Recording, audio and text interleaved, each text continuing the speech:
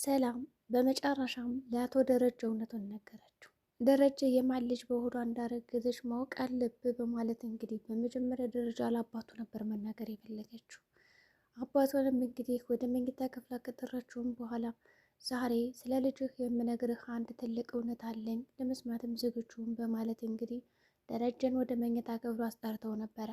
ታዲያ ደረጀ እንግዲህ ያለ ወትሮዋ ሰላም ወደዛ መኝታ ክፍል እንግዲህ ስታስጠራው እኔ ቴክስት አታደርግልኝ ብዬሻል ነበር፣ ለምንድን ነው የምታደርግልኝ በማለት እንግዲህ ተቆጧትም ነበር። ሆኖም እንግዲህ ሰላም አንገቷን ድፍት በማድረግ ይቅርታ ጋሽ፣ ነገር ግን አስፈላጊ ነው፣ ምናልባትም ዛሬ የመጨረሻ ጊዜ ሊሆን ይችላል ይህንን እውነታ ማውቀውና እምነግርህ እኔ ብቻ ስለሆንኩኝ፣ ስለዚህ ከምንም ነገር በፊት ራስህን ዝግጁ ለማድረግ ሞክር ትለዋለች። እንግዲህ ወይዘሮ ማርታ ደረጀ እዛ ክፍል ሲገባ አይተዋለች። ታዲያ ለምን የሆነ እዛ መኝታ ክፍል ሄደው በማለት እንግዲህ እየተጠራጠረችም ነበረ።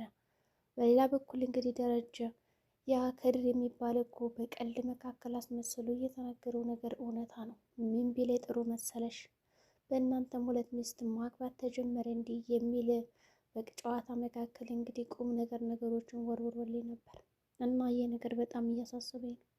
ስለዚህ እጅ መጠየቅ አለብኝ በማለት እንግዲህ ሂዶ ጠይቋታል።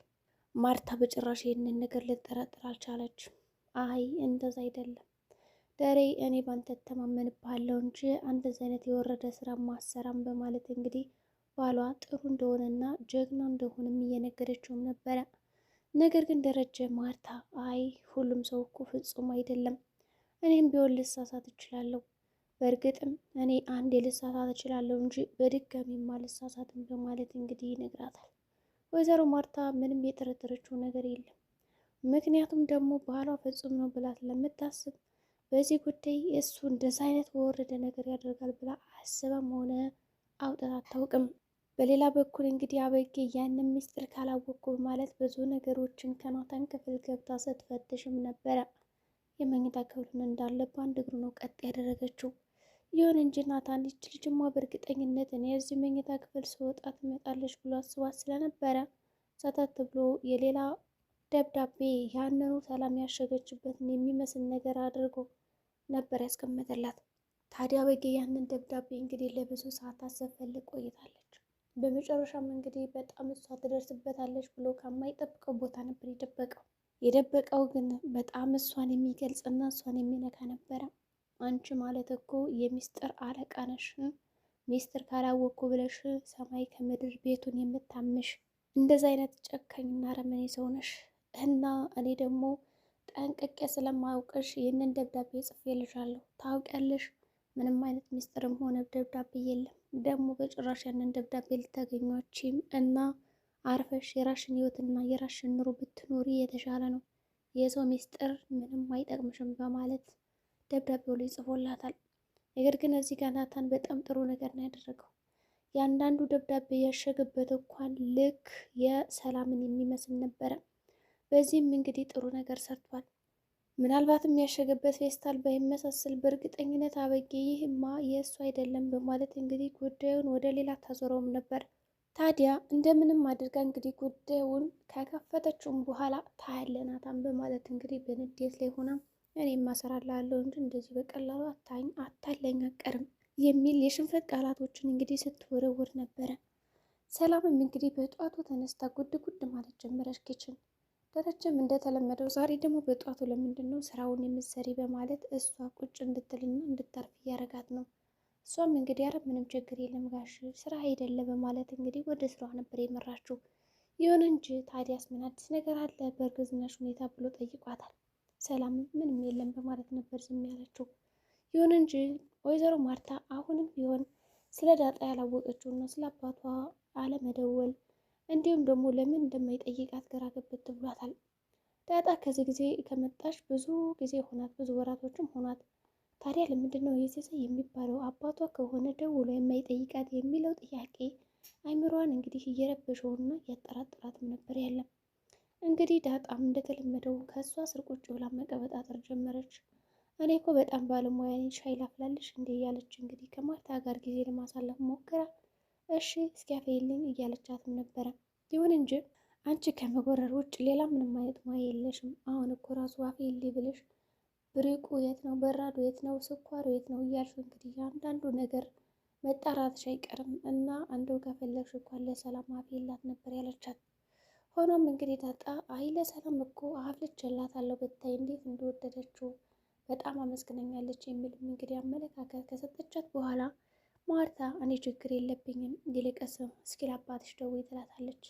ታዲያ በዚህ መሀል እንግዲህ ዳጣ በጭራሽ ያልገመተችውና ያላሰበችው ነገር ስለነበረ የጠየቀቻት እንደዛ ስለ ሻይ እያወራቻት ስለ ሲሳይ ትጠይቀኛለች ብላ ስላልጠበቀች ደንግጣም ነበረ።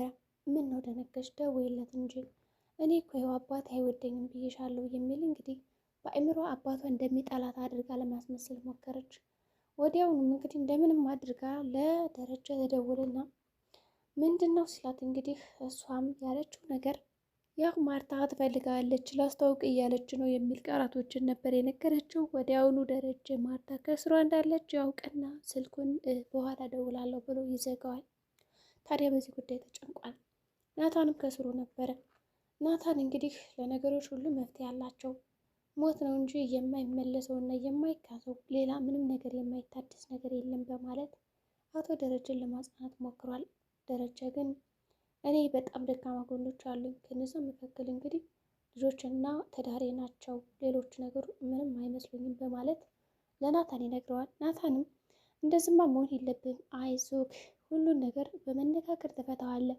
ወይዘሮ ማርታን ብትሆን በጣም አስተዋይ ሴት ናት እና ሁሉን ነገር ብትነግራት ጥሩ ይሆናል፣ ይስተካከላል እያለ እየመከረውም ነበረ። እዚህ ጋር ደረጀ አንድ ያልተገነዘበው ነገር ናታን እውነቱን ስለሚያውቅ በሀሳብ እየደገፈውም ነበረ። ንገራት፣ ችግር የለም ጉዳዩን በንግግር ተፈቱታላችሁ ይለዋል። ደረጀ ግን ተጨንቋል። በተለይ ደግሞ ዳጣ ከደወለች በኋላ ስለ አባቷ ማወቅ አለባት የሚለውን ነገር ከሰማ በኋላ በጣም ነበር የደነገጠው። ይሁን እንጂ እሺ ችግር የለውም በማለት እንግዲህ ስልኩን ይዘጋዋል። ለማንኛውም ወደ ቤታችን እንሂድ በማለት እንግዲህ ወደ ቤት ይሄዳሉ። ታዲያ ሰላምም እንግዲህ ደረጀን አስጠርተው ስለነበረ ልጁ ያንተ ነው በማለት እንግዲህ ነግረዋለች። ደረጀ አላመነም። በተቀመጠበት እንግዲህ ብድግ ነበር ያለው። ደርቆም ነበር እንግዲህ የቀረው። ምንድን ነው የሚያስደነግጥህ? የተፈጠረውን ነገር ያስረዳሃለሁ በማለት እንግዲህ ሰላም ደረጀ የሰራውን ወይም ደግሞ ያደረገውን እንዲሁም ደግሞ ያጠፋውን ስህተት በእያንዳንዱ መናገር ጀመረች። ይኸውልህ ጋሽ አንተ በእርግጥ ይህንን ነገር አልፈለግክም። እኔ ዳጣ ጠፍታብኝ ስለነበረ እሷን ለመተካትና ዘሬን ሳልተካ በዚች ምድር አረጀው። እንደዚሁኝማ መቅረት የለብኝም። ቢያንስ እንኳን አንድ ልጅ ለራሴ የማስታውሰው ሊኖር ይችላል። ከዛ በተጨማሪ ደግሞ የጠፋቸውን ልጅም ሊያፈላልግ ይችላል በሚለው ሀሳብ ያኔ እንግዲህ ሰክረህ በነበረበት ሰዓት አብረን አድረን ነበረ። በዛ ሰዓት እንግዲህ ትዬ የለች እና ታውቃለህ፣ እዚህ ቤት ወጥቼም አላውቅም። አንተ ምን የምታስታውሰው ነገር አልነበረም፣ ምክንያቱም በጣም ሰክረ ነበረ። ነገር ግን እኔ ማርታ መስየህ ማርታ ማርታ እያልከኝ ያው ከአልተኛን በማለት እንግዲህ ይህንን ነገር ሰርተናል። በእርግጥም በጣም ከባድ ስህተት ነው እና እኔ ላንተ ለመናገር በጣም ብዙ ነገሮችን እና ብዙ ቀናቶችን ሳብሰለስል ነበር ያደርኩት የሰነበትኩት። ለማርታ ራሱ አንገቷና አይኗን ራሱ ቀና ብዬ ማየት አልቻልኩም ነበረ። ምን ብዬ ልበላት? በቃ እሷ በጣም ጥሩ ሰው ነች፣ እየተንከባከበች ነው። እኔ ደግሞ ይህንን ነገር ከፈጸምኩኝ በኋላ ምን ብዬ ልመልስ እና ይቅር በላይ በማለት እንግዲህ ጉልበቱ ስር ወድቃ እየነገረችው ነው። ደረጀ በጣም አዘነ። አንቺ ምን አይነት በጣም ወራዳና ልከስከስ ሰው ነሽ? ቢያንስ እንኳን ዳጣ ልጅሽ ናትም። እንዴት እኔ አሁን የመጀመሪያውን ተሳስቼ ነው ያንን አምኛለሁ። በእርግጥ ይህንን ግን አላምንም፣ የእኔ ልጅ አይደለም በማለት እንግዲህ ይዋሻታል። ከዚህ ከማንም ጎረቤት ጋር እንደዚህ ስትልከሰከሽ የነበረውን እንዴት ነው እኔ እንደዚህ አይነት ነገር የምሰራ? በጭራሽ በማለት እንግዲህ ደረጀ ልጁ የእሱ እንዳልሆነ እያመነ እያስረገጠ ነግሯታል። ሰላም እንግዲህ እያለቀሰችም ነበረ። እመነኝ ይሄ ልጅ አንተ ነው በማለት እንግዲህ ጉዳዩን ለመናገር ሞክራለች። ሆኖም እንግዲህ አይ ይሄማ በጭራሽ ሊሆን አይችልም በማለት አሁንም ቢሆን ጥርጣሬ ላይ ነው። እንግዲህ ለማርታ እንዴት አድርጎ እንደሚያስረዳት እያሰበ ነው። እኔ እኮ አሁን አንድ ስህተት ነው የተሳሳትኩት፣ እሱም ዳጣ ናት ብዬ ልነግራት እየተዘጋጀው ነበረ። አሁን ሁለት ሲሆንማ በጭራሽ እዚህ ቤትማ ታባረኛለች እንጂ ልጆችን ሁላ የምታሳየኝ አይመስለኝም በማለት ከሰላም ጋር ግብ ግብ ገጥመዋል። ዳጣም እንግዲህ በሰማችውና ባየችው ነገር ተገርማለች። እኔ በእኔ ምክንያት አባቴ እዚህ ቤት ሲጨነቅ ማየት አልፈልግም። እናም ይህንን ቤት ለቅቄ መውጣት አለብኝ፣ ሳስበው ወደ መጣሁበት መመለስ አለብኝ የሚል ግምትም ስላላት ለናታን ይህንን ነገር አማክረዋለች። ናታን በጭራሽ እንደዚህ መሆን የለበትም ይላል። በሌላ በኩል እንግዲህ ከፍርድ ቤት እነ ውሃ አፍጥረው ተመልሰዋል። ታዲያ ከተመለሰችም በኋላ ተመር ነበር ይዛ የመጣች። ደረጃም እንግዲህ በጣም ደስ የሚል ጊዜ አሳልፎ ልጆቹንም አብልቶ አጠጥቶ ነበር የላክላቸው ከደን። እንግዲህ ተመርም ይዘው መጥተው ለሁሉም ሰው ሲያከፋፍሉ ነበረ። አበጌም እንግዲህ ውሃን ለመምከር ሞክራለች። ምንም ብትሆኝ እኔ እህት ነሽ እባክሽ ጅል አትሆኝ እያለቻት ነው። በሌላ በኩል እንግዲህ የአፍቃሪዋ አርጆን ዛሬም ቢሆን እንደተለመደው በረንዳ ላይ እየዋለና እያደረ ነው ያለው። ነገር ግን የስቃይ ለአበጌ ምንም እየታያት አይደለም። አሁን ላይ ደረጀ 2 ልጆች እንዳሉ ታውቋል። ታዲያ ይህንን ነገር ለማርታ ይነግራታል ወይስ ደግሞ አይነግራትም?